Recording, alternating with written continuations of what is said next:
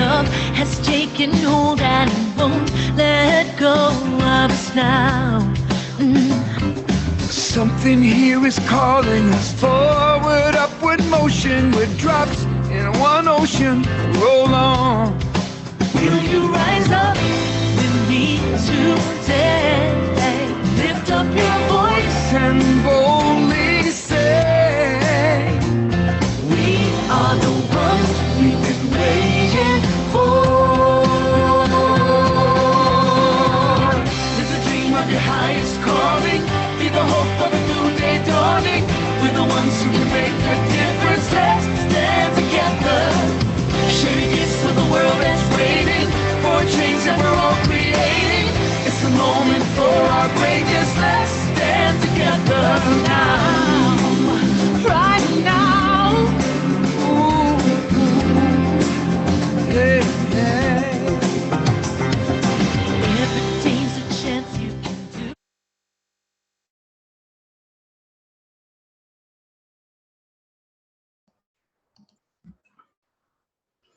Welcome, everyone. It's very nice to see you. I know it's a holiday, vacation day for most people today, and we really appreciate you after your picnics and your time with your family today coming to join us. Wow, good. We're having an excellent session tonight, and I can't wait to tell you about it. But before we do begin that, I'm going to call on a friend of ours who's been a presenter himself and a co-host in the past, who's a member of the Quaker tradition, and I'm going to ask Stephen Pope if he will present an opening invocation before we begin. Stephen? Thank you, and everyone on this call or watching it not live. The Quaker tradition, as mentioned, one of our things, or one of our main tenets, is to come from the moment. And since it was a beautiful holiday day, and hopefully many of you have had a long weekend, we think of those as being times to reconnect. And Quakers don't so much believe in 10 commandments. We have what we call 6 testimonies. And the last one of these that we often list is called stewardship. And since we were out in nature today on a beautiful day here in California, I was thinking, and sometimes people refer back to the Bible quote of being told to take dominion over the earth. And in our tradition, it's much more important to say we are stewards and protectors because we have to keep reminding ourselves that we are not separate from the rest of creation. This talk this evening with Janet, to maybe just ask each of us to take a moment of silence and think about what we do that makes us feel more a part of creation or less separate from nature and from the other people. So if you have a technique, closing your eyes, focusing on your breathing, but just I would invite you to think about what can I do or what do I do to feel more at one with all of creation.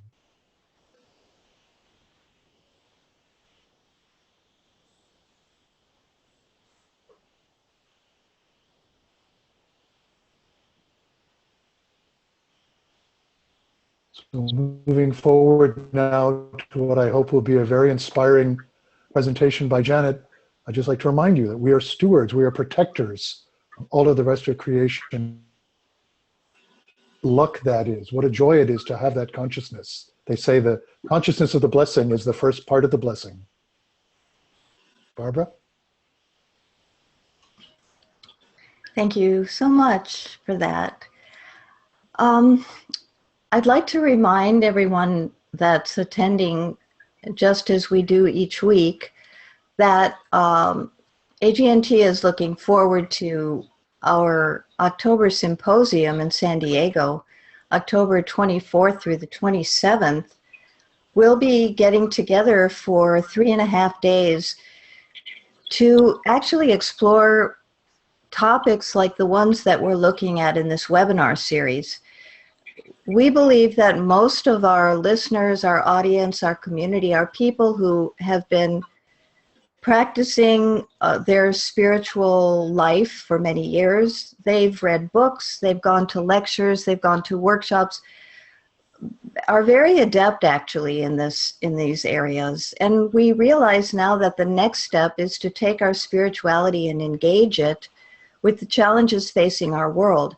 And so in San Diego, we're going to come together with 5 or 6 preeminent spiritual activists from around the planet, literally from around the planet, who will both guide us and participate with us as we gain certain kinds of tools and techniques that we can work into our own life and also bring back to our spiritual communities, to our families, that'll give us a lot more mastery over the idea of engaging our spirituality. So the website to learn more is consciousmajority.org. And if you can be with us there, we'd very much like to see you and meet you after all these weeks of working together on the webinar. So without further ado, I would like to move into our program tonight. And I'd like to introduce you to Dr. Janet Smith Warfield, who's giving us a webinar called Dancing with Words, Dancing with Wisdom. Dr. Janet Smith Warfield serves wisdom seekers who want understanding, clarity, and peaceful, powerful, prosperous, purposeful lives. That's a lot of alliteration. Creative right brain transformational experiences and 22 years of left brain law practice guide Janet in sculpting words, shifting her listeners beyond words, transforming turmoil into inner peace. She is author of Amazon bestseller Shift, Change Your Words, Change Your World, translated into 4 languages and globally distributed. She is Best New Age Nonfiction winner in the 2008 Indie Next Generation. That's pretty impressive. And winner of the 2008 Coalition of Visionary Resources Best Website Award, www.wordsculptures.com. Also in Continental Who's Who 2015 of the most prominent professionals in the field of consciousness education. So welcome, Janet. I'm going to turn it over to you and looking forward very much to your webinar. Well, thank you, Barbara. That was a lovely introduction. And Stephen, thank you so much for your invocation too. Just right on point, I think. We are going to dance with words and dance with wisdom. And Barbara, if you could put up the first slide, because that first quote is really important.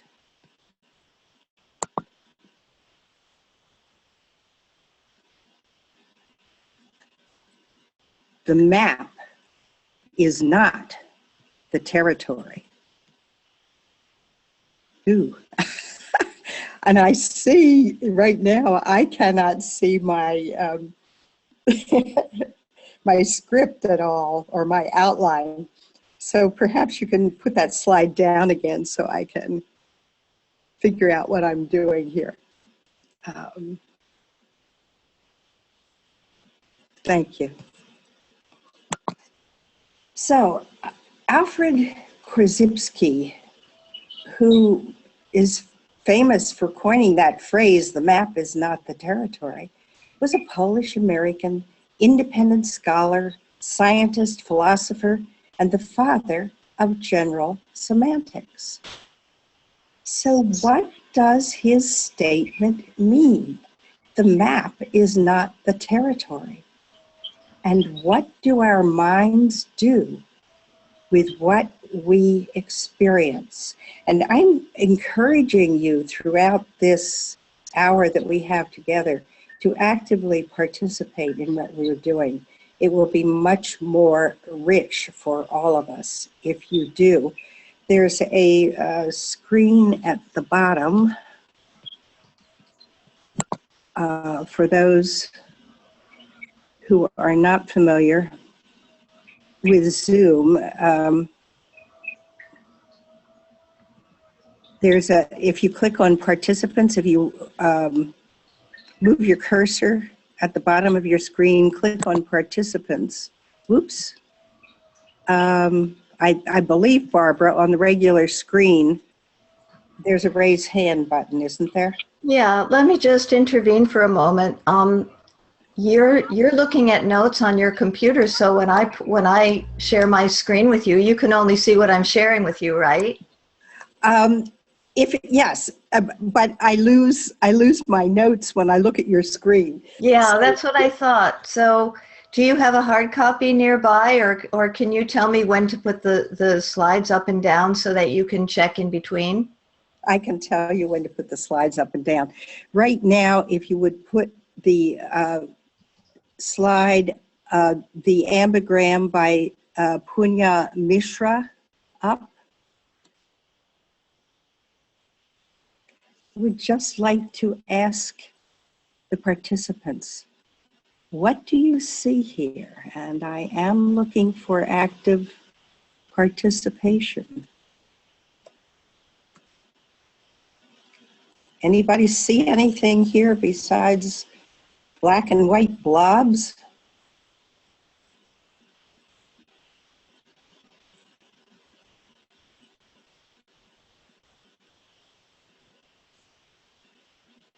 Nobody sees anything. Well, that's interesting.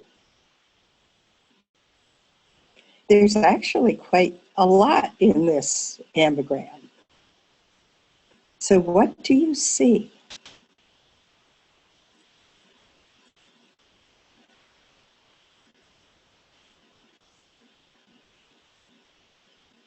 We have quite a few people who'd like to comment. That's why I took the screen down. So I'm going to ask someone if they'd like to share. Is that okay? That would be wonderful. Okay, good. I'm going to ask Diane if she would like to share her thoughts with us for just a moment. And she's coming onto the screen with us now. Hi. Yeah. Hello. Hi, Diane. Hi, Janet. Hi, how are you? Congratulations on this and all you do. And I just want to preface by saying I'm so honored to know you and to be influenced by you. And you've brought me a long way as an evolutionary. And on the screen, I saw a couple of things right away: a heart, a dove, a snake, what I thought was a flower. But maybe somebody else has some more things that they saw. I'm just excited to hear the rest of this program. That's actually fascinating, Di, what you saw in that picture. Anybody see anything else? I'm going to ask Rick Kearney what he saw. Hi, Rick.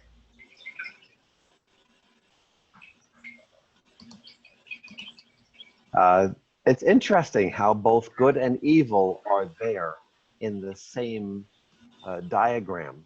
It's interesting how we can perceive good and evil in the same event or the same circumstances.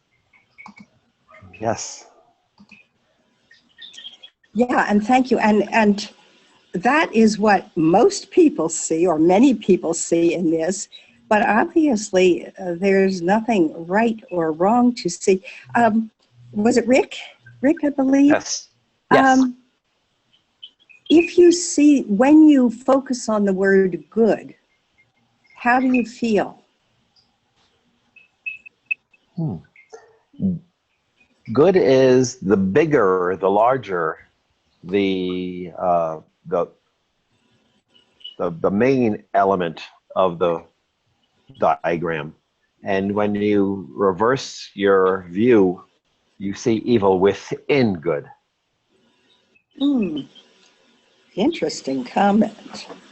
But my question was, how do you feel when you see good? Do you have any feelings that are connected with the word good, or feelings that are connected with the word evil? Yes, actually, I came from a Catholic education, Catholic family, and I have a sense of good as being in alignment with the things that I consider to be important and of value, whereas evil is the reverse. The things that hold me back, or perhaps things that are against the values that I hold close. Okay. Yeah, thank you for that. Yeah, and interesting because nothing in the image changes. Should we ask someone else? Should we Yeah, ask sure. Elizabeth? I'm asking Elizabeth Zanker to come onto the screen now and share some thoughts with us. Here she is. Hi, Reverend Elizabeth. Oh, it didn't. Oh, hello. No, everything was covered. Thanks. Okay, thank you. And there's one more, I think, Hannah.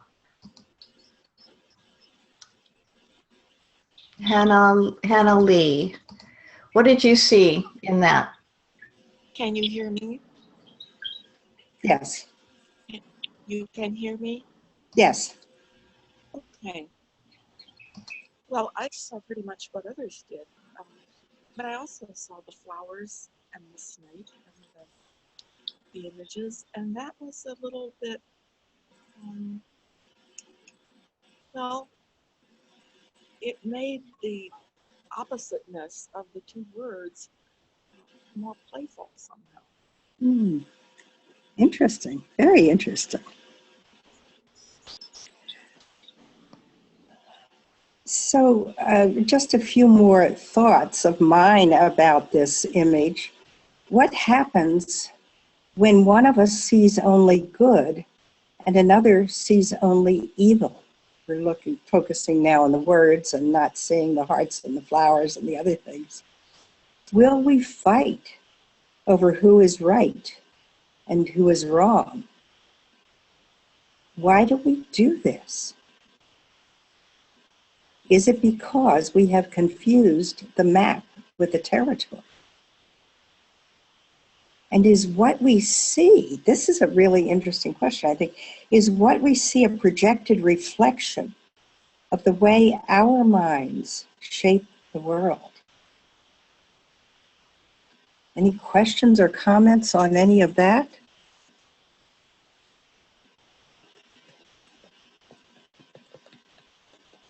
Anybody, Barbara, raising their hand? Mm-hmm. I think Rick has something else to add. All right.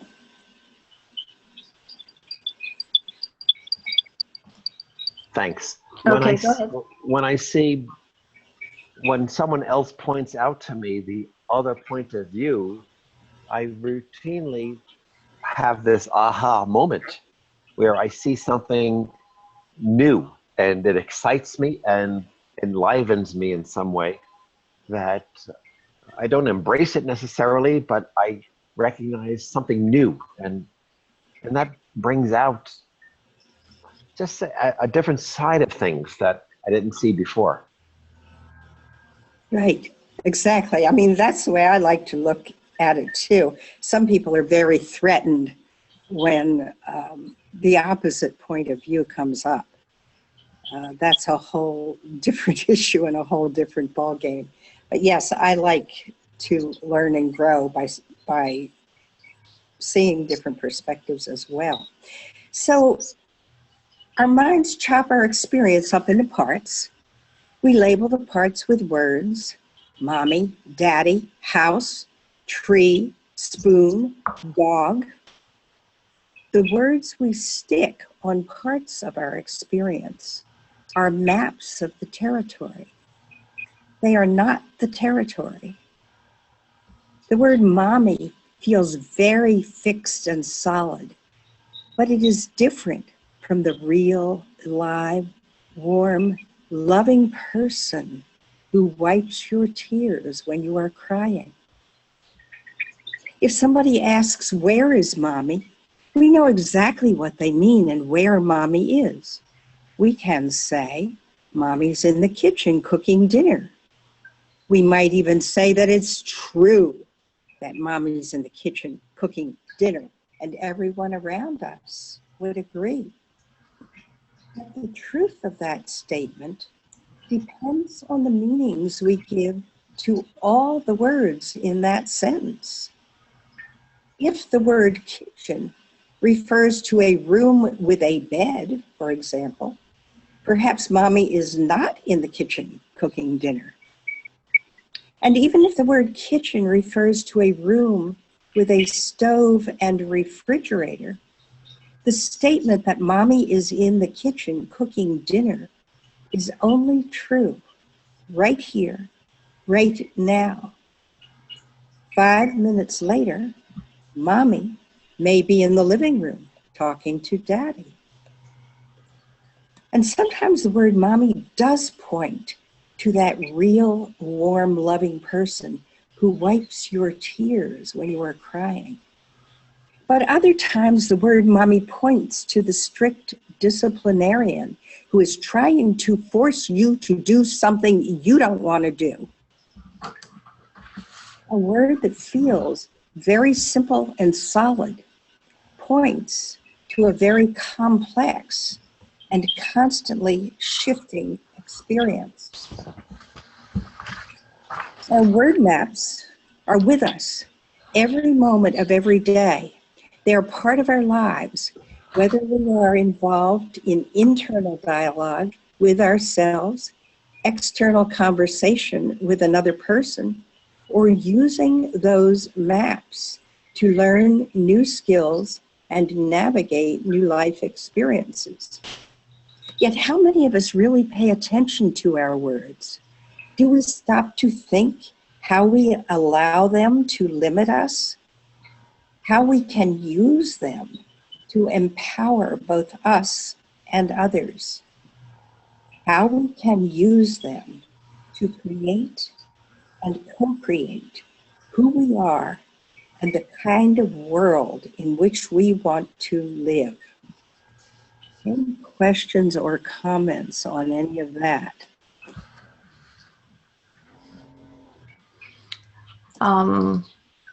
I think that Diane has a question. Diane, would you like to ask your question? Thank you. Actually, that was from before, but I'm sitting here feeling that I think this is going to help me not to react with judgment to statements that are not what I think are true. And I'm hoping this is going to help me be a more mindful listener. I want to be infinitely more mindful in listening. So, am I on the right track, Janet, Dr. Janet? You are. You definitely are. Thank you. Because you move into a space where you're hearing the words as information about, not as what's true, but you're hearing the words as information about the way another person perceives the world. Which then is non-judgmental. It's just information. It's not saying anything about you. It's not saying anything about the world, but it's saying a lot about the way that person thinks. Anybody else, Barbara? I'm just taking a look in. No, not at this time. Okay, so how many of us actually set a clear and conscious intention about what we want to manifest before deciding what words to speak and what words not to speak? And I might just add to whom to speak certain words and not other words, because the person with whom we're speaking affects the words that we may choose to speak in that relationship, in that context. Any questions, comments about any of that?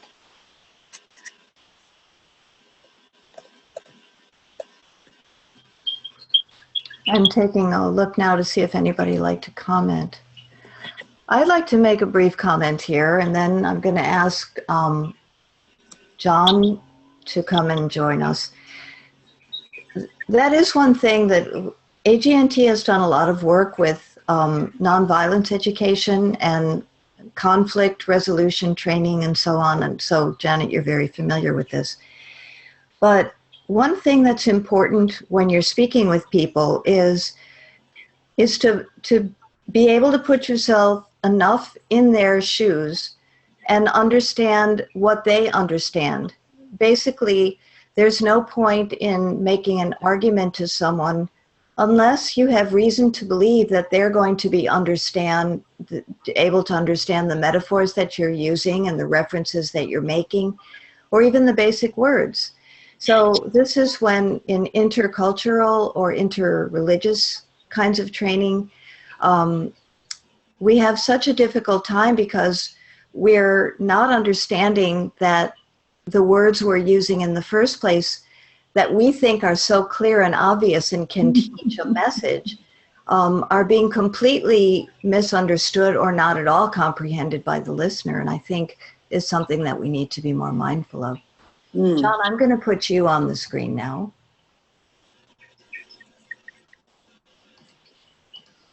Go ahead. Hello.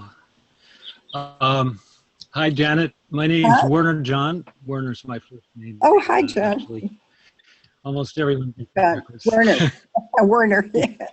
I know, it's ubiquitous. Anyway, I think what you're talking about is something that takes great mastery to do well. I can imagine starting at this point in my life and it taking another 20 years to get really good at that, because we have to become master bridge builders somehow, you know?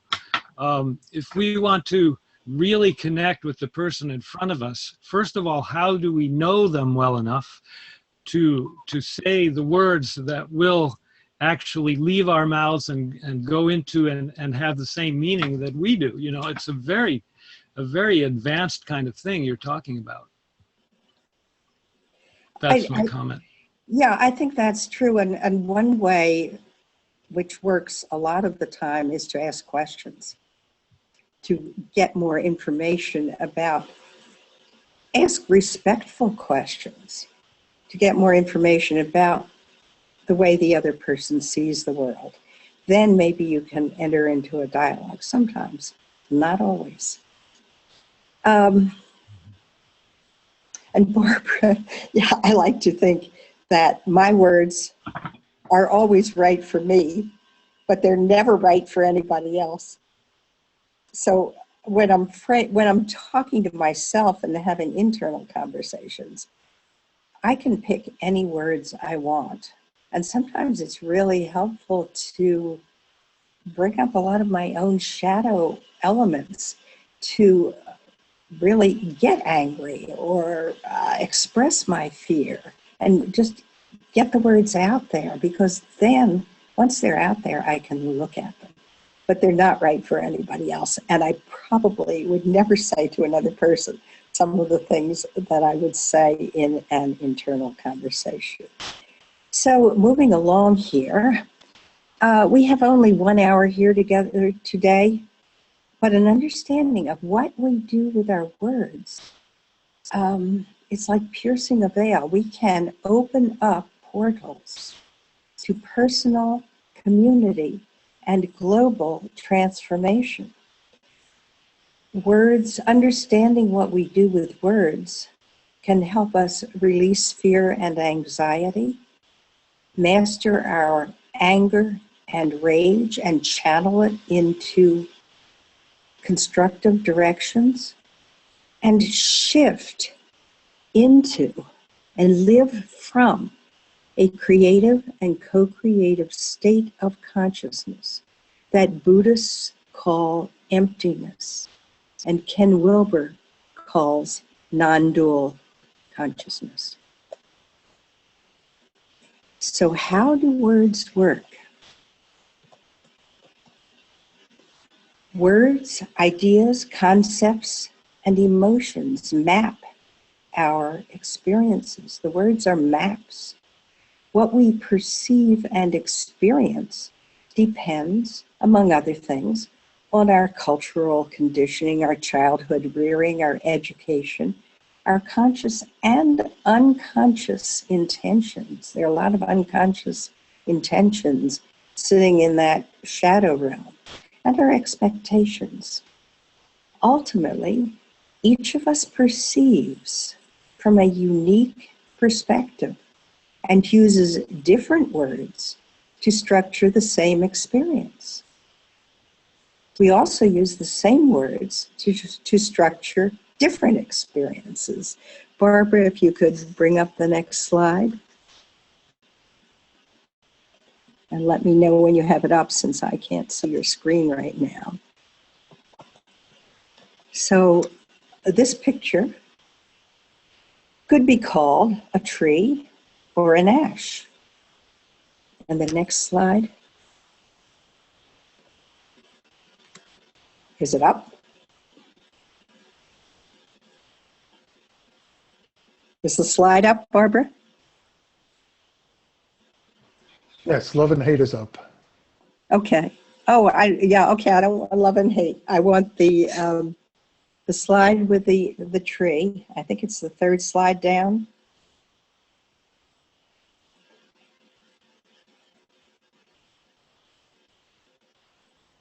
It's up now. Okay. So that's where we would use two different words to describe the same experience. And then the next slide after that. So we could call the tree either a tree or an ash, but then, is the next slide up? As to what could also be called an ash?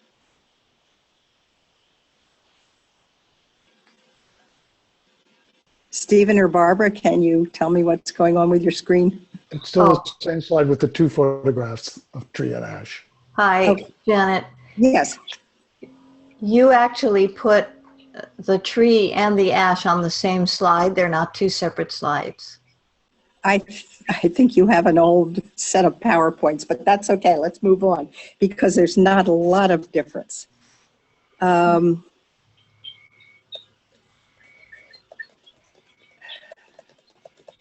So most of the time, our words separate, divide, and categorize. High, low, good, bad, right, wrong, knowledge, ignorance, you, me, them. When we confuse the map with the territory, we too become separated, divided, and categorized. Experience is what it is. When we enjoy, or at least accept what is, we experience unity. We are in the flow. If we don't like what is, our words have the power to change what we experience. In our very limited time together today, we're simply going to be playing with words in a very safe space and becoming more aware of what we do with our words, what we do with our perceptions, and how both may affect our emotions, our actions, our well-being, as well as the emotions, actions, and well-being of those around us. You can then take whatever you learn here and play with it in your very own safe space, in your own time and at your own pace. If you want to continue to dance with your own words and wisdom, and yes, it is a lifelong process, you'll have an opportunity at the end of this hour to access a summary of important things to remember that will help you stay on track. You'll also have the opportunity to join our ongoing discussion forum, where together we'll go deeply into a single aspect of what we do with our words. We create fear and anxiety with our words. And together, we can learn how to use our words to free ourselves from fear forever and step into our full personal freedom and power to co-create the kind of world in which we would like to live. So next slide, Barbara, please. The John Langdon's love ambigram. Okay, it's up. Thank you. So what do you see here? And again, I'm looking for participation. Let's just leave it up there for a minute while people have a chance to look, and then I'll go to questions. Okay, great.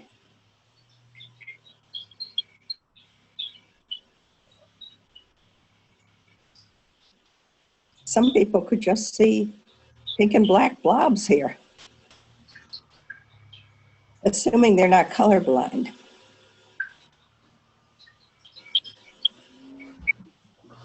So what do you see? Would anybody like to comment? We have Diane would like to share a comment. Let's bring Diane back. Go ahead. Thank you. Yeah, I do see love and hate right away on this one. There's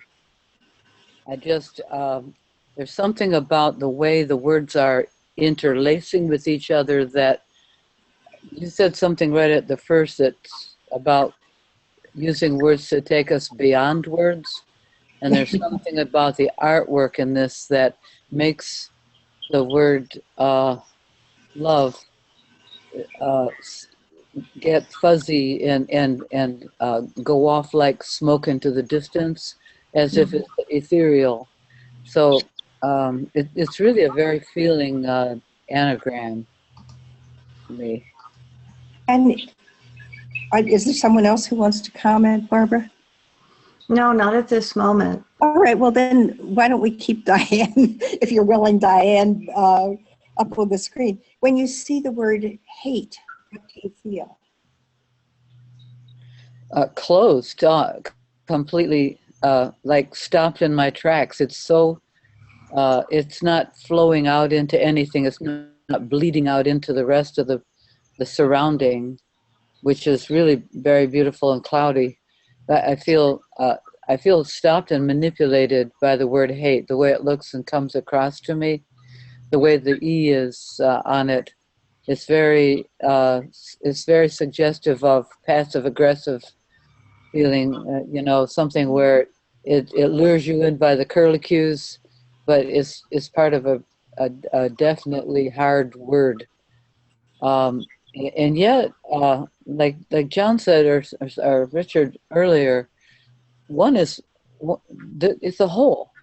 I know that you have it.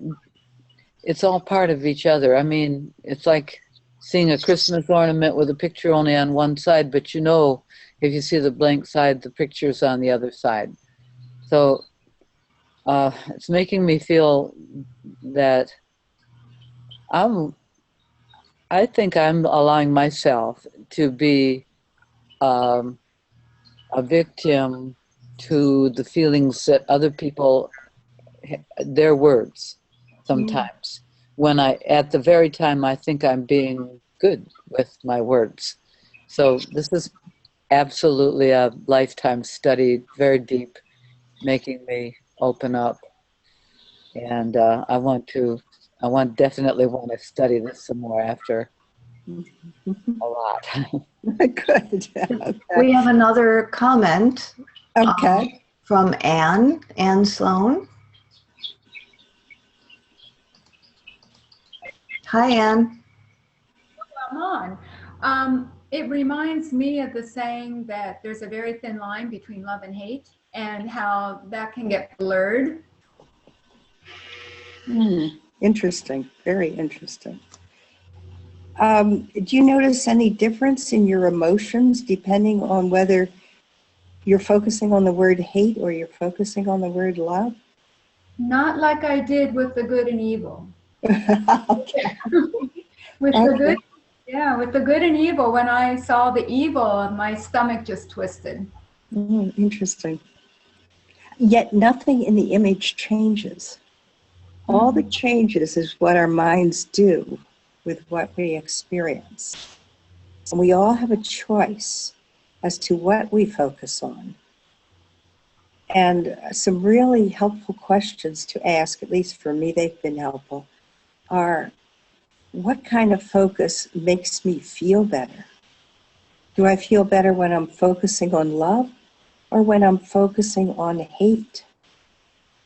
Usually when I'm focusing on love, I feel safe, secure, open, creative, free. But when I'm focusing on hate, it's as if I need to put boundaries up to protect myself sometimes. And here's a question to think about.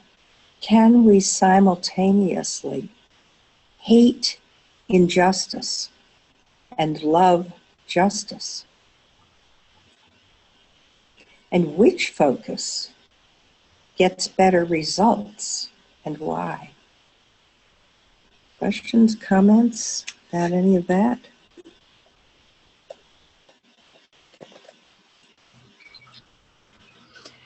May I make another comment, Janet? This is Barbara. Yeah, please. Well, one of the quotes that I love very much, in fact, I've used it for sometimes as the beginning to an article that I have written, is the quote by Buckminster Fuller that you can't change the existing system by fighting against it or trying to tear it down. That the only way to make real change is to focus on building what you want more and not let your negative emotion with that condition which you feel is unjust to basically sap you of all of your resources, time, and energy. And I feel that that's kind of the point that you're getting at here. At least that's the way that I'm understanding it. Yeah, that certainly is one of the points that I'm getting at here. When we hate injustice, we're setting up a separation between ourselves and something out there too. When we set an intention to live justly and focus on bringing justice into the world, it's a very clear and unified intention and focus. So yeah, for me, that focus works a lot better than hating injustice. I'm just setting up another separation when I hate injustice. Questions, comments? I think we probably need to move on here. Next optical illusion, Barbara, please. All is vanity. It's up there. Thank you. Interesting, the title of this, and it's from the Bible, Ecclesiastes, chapter 1, verse 2. So again, I'm going to ask you, what do you see here?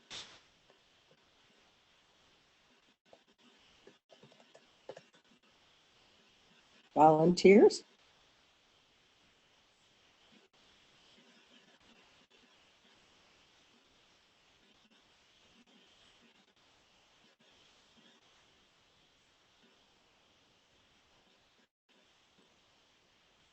I can't see the screen, Barbara. What's going on?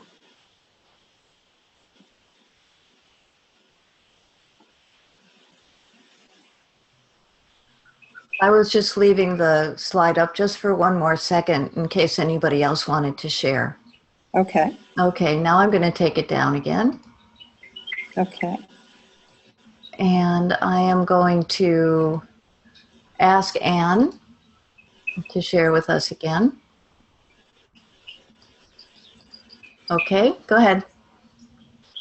Yeah, well, you can see, what I could see was the outline of a skull, the picture of the skull, but within it was the woman looking at her reflection. And it looked to me as though the teeth of the skull were all the bottles of various toiletries and creams and whatever she was going to use.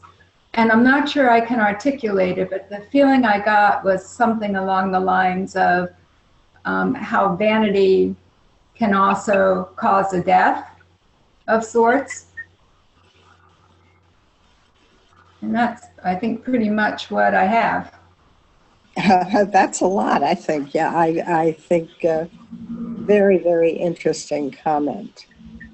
And again, just to remind us all, nothing in the image changes.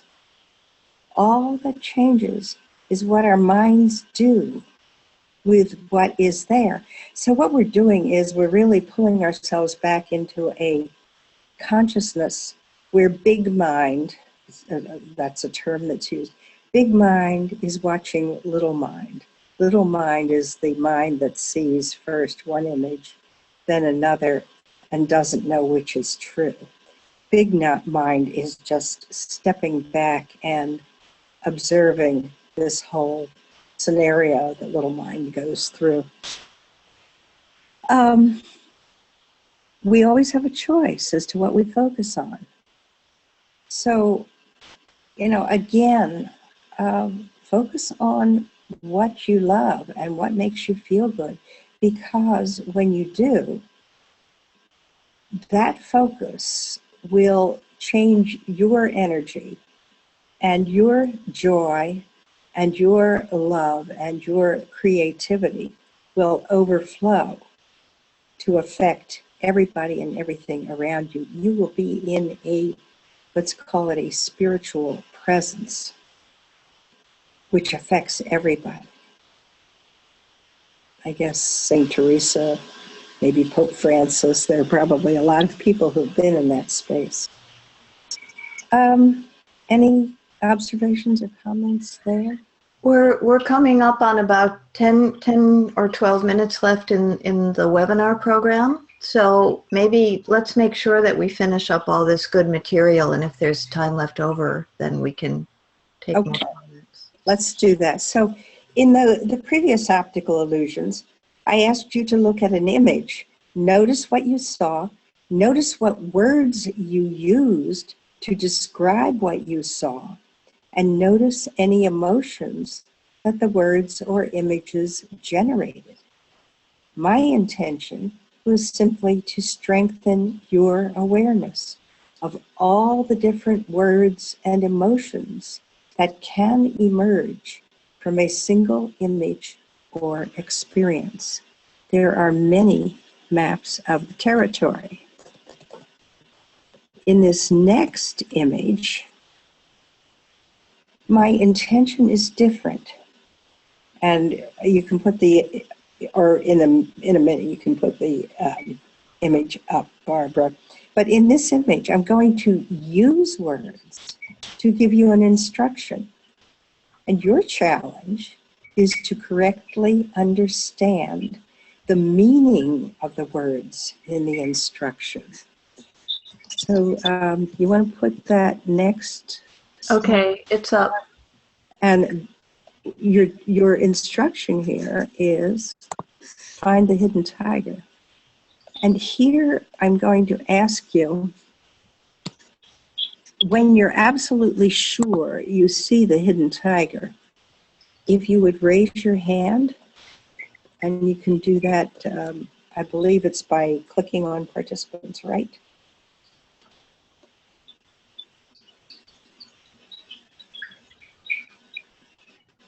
So what do the words find the hidden tiger mean?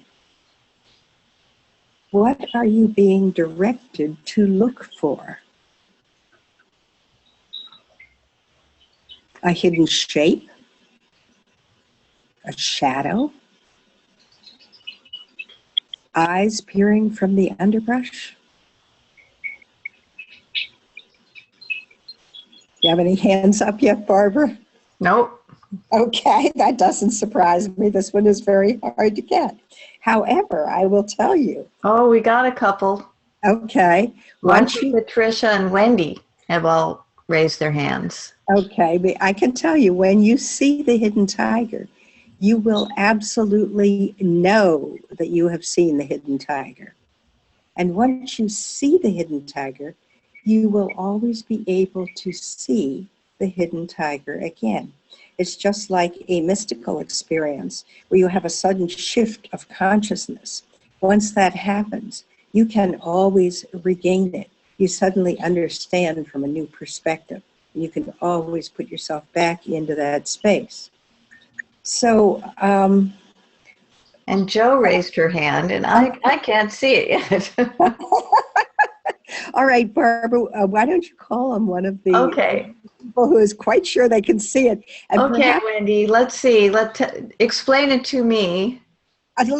Wendy, just if you can, just give a little hint as to what people need to look for. Wendy? We're not getting audio or video for Wendy, so I'm going to change to somebody else. Okay. Patricia.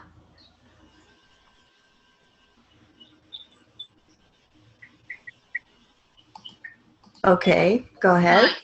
Hi. Hi.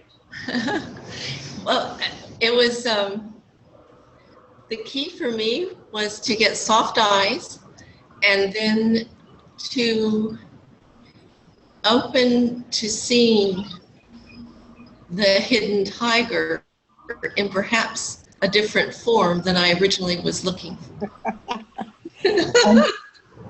You want to say a little more? It's so clear, it just like popped out. Yeah. Give people who haven't seen it yet a hint, if you can. Well, look at the stripes on the tiger. Okay, I'm going to bring it back up again because I really want to see this tiger.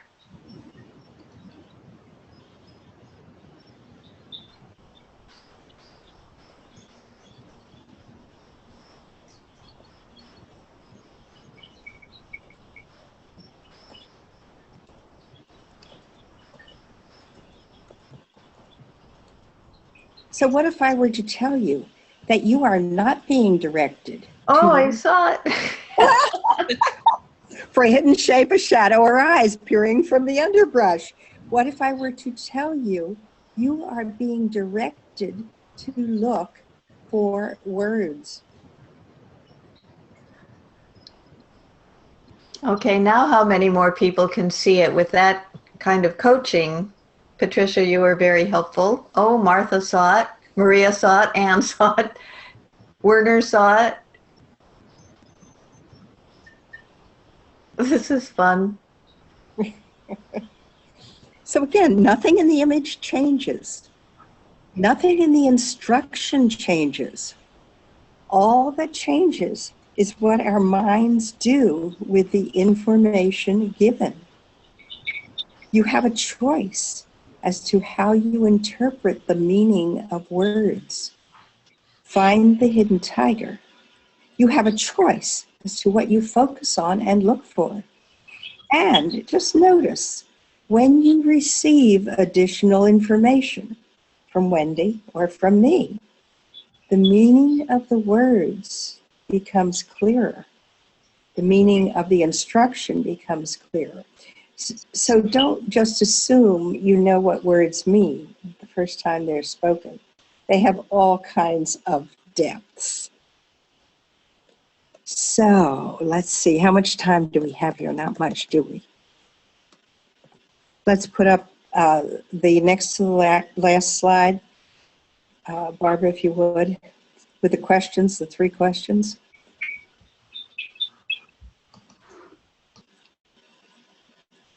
So there's a sense. Okay, they're here.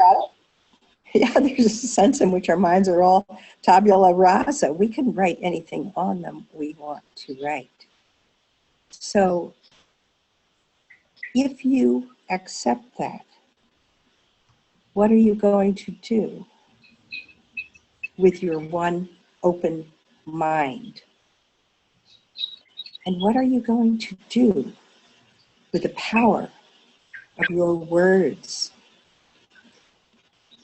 And what are you going to do with your one precious life? Do you want to move into the takeaways now, Barbara, or Do you want to have a little more discussion? Do we have time for any more discussion?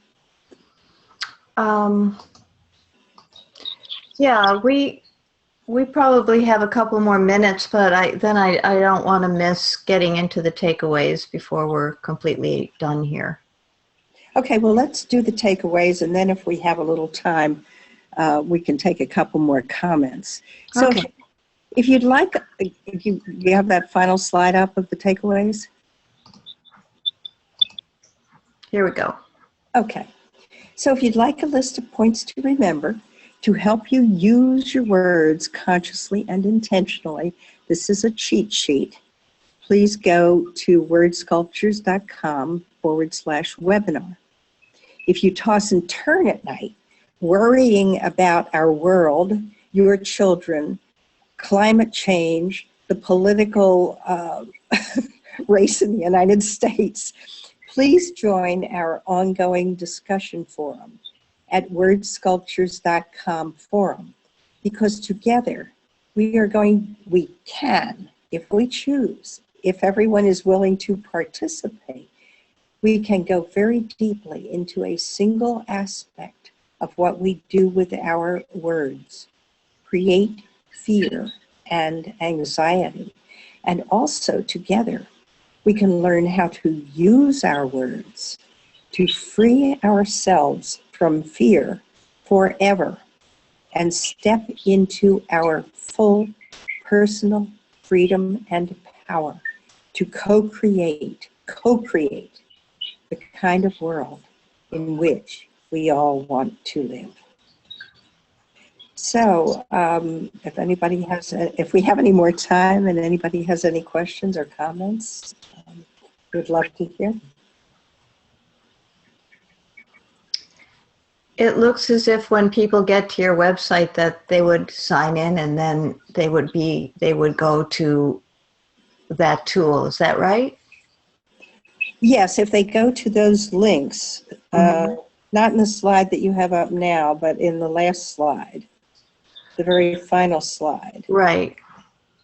That's where the /webinar link goes to. I think you have to sign in.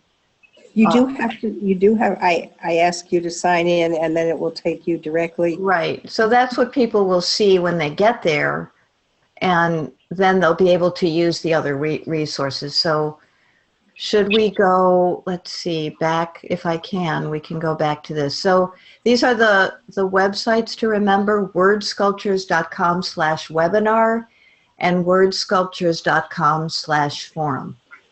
Okay? Right.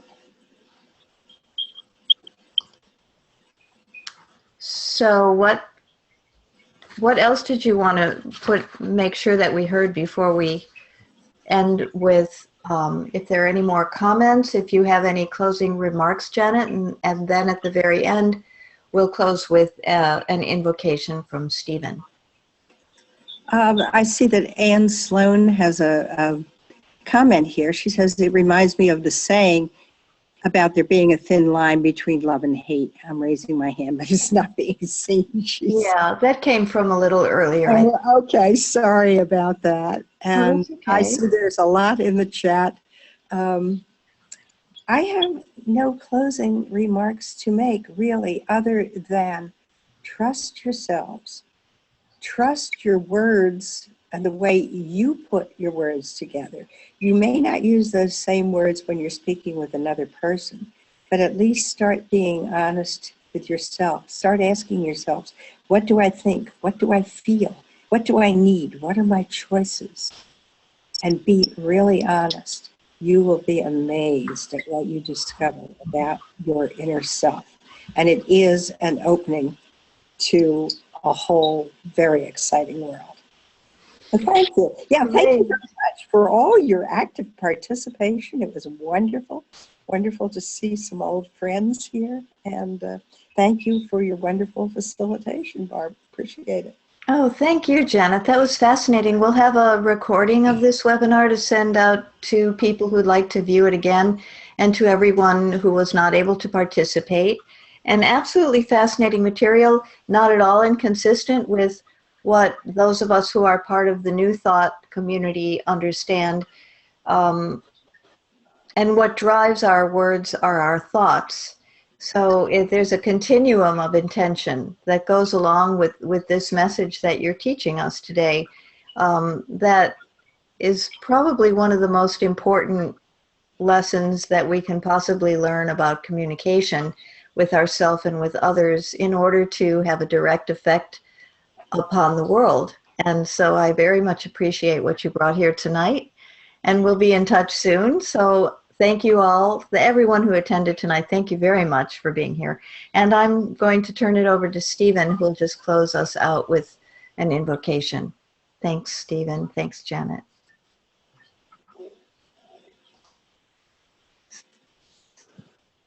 Add on, thank you, Janet. It was an incredible set of thought experiments and keep me busy for a while. What came up, though, is the whole issue that you said about once you see it, you can't unsee it. And it brought up for me the whole issue of discernment about, I found myself on one of them, I actually typed in, I want to only see the woman looking in the mirror and not the skull. So it's I think it kind of gets back to what we were talking about at the beginning about what tools do we have to keep questioning our assumptions. And maybe that's the best thing I can think of to sit with at the end. Just take 15 seconds and each of quiet yourself and ask yourself, what can I take away from this about added tools or increased assumptions of things? When do I not see the hidden tiger? When do I not see the hate through the love, or vice versa?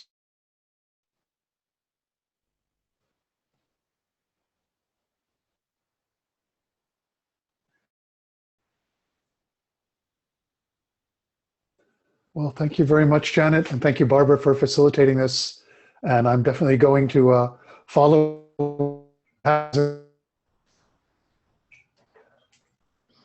Okay, thanks. Good night, everyone. Thanks, Janet.